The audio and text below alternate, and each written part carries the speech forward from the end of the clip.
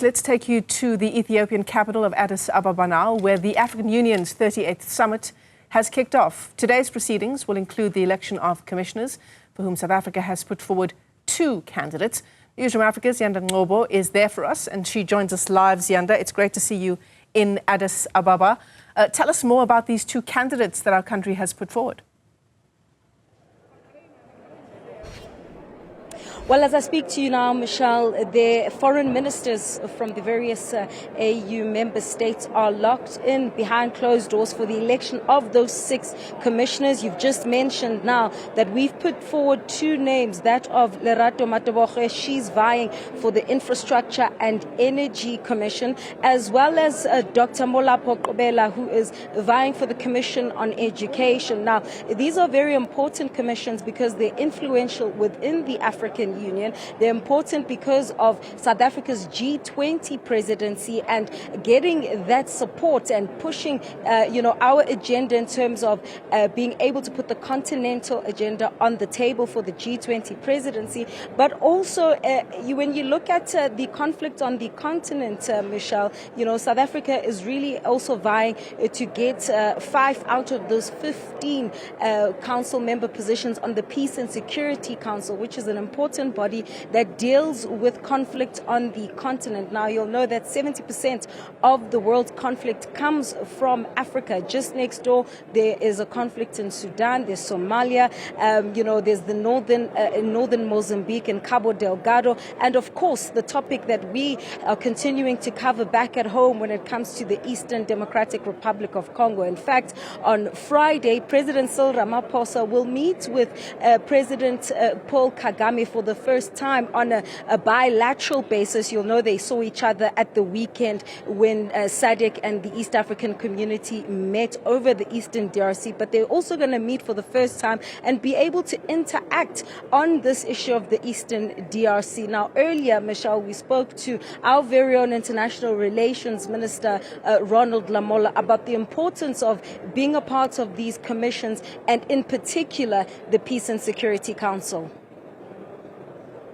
Yeah, it is also an important platform that deals with the resolution of security and the conflict in the continent, almost equivalent to the UN Security Council, and also has got an important role that it plays in the UN Security Council in terms of making input into the positions of the UN Security Council with regards to the security situation in the continent. So as South Africa, we think it's important that we also participate in that platform because, as you have already said, we are already participating and making an input in silencing the guns in the continent in line with Agenda 2063 of the AU in the various parts of the continent. As we speak, we're in South Sudan, helping with the rebuilding and transitioning them into elections, as you have said, in the Eastern DRC and also in the northern part of Mozambique. And there are also many other missions that we are involved in.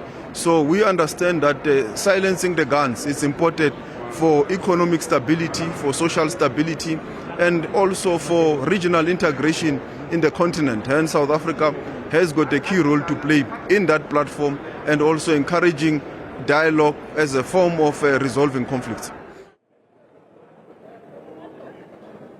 So, Michelle, South Africa also has quite a big delegation that's going to be, some of it is already here in Addis Ababa. And of course, our president, once he's done with that debate over the State of the Nation address, will make his way to the headquarters of the African Union. Now, and at the weekend, he's also going to be hosting his first G20 high-level meeting, which is a meeting of the heads of state. You'll know that the African Union is going to play an important role for our G20 presidency because the AU in 2023 actually got a permanent seat on the G20. So the African agenda, as our president has said, is going to be critical to put on the table. So Lamola also reflecting then on the foreign ministers meeting that he's hosting in South Africa next week. You'll know we spoke about this in headlines because Mark Rubio, the US Secretary of State, has snubbed us for those preparatory meetings. The finance ministers will meet the week after after that. And so,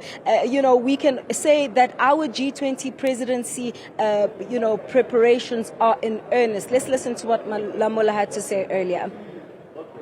The speakers, the hosts in particular, have thanked us for putting Africa on the agenda of the G20, the issues of climate change, the issues of the reform of the global financial architecture, to be able to be biased towards the African continent, the issues of critical minerals that this phase should lead to a value add. And tomorrow I will be given a platform to brief the Executive Council on our agenda. As you are aware, we will be hosting the meeting of foreign ministers next week in Johannesburg, and also the meeting of finance and governors and ministers of finance that will be in Cape Town.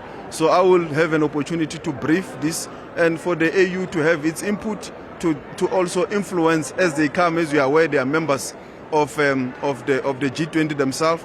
But we have also extended our invitation to Nigeria, to Algeria, and also to Egypt to help amplify that voice.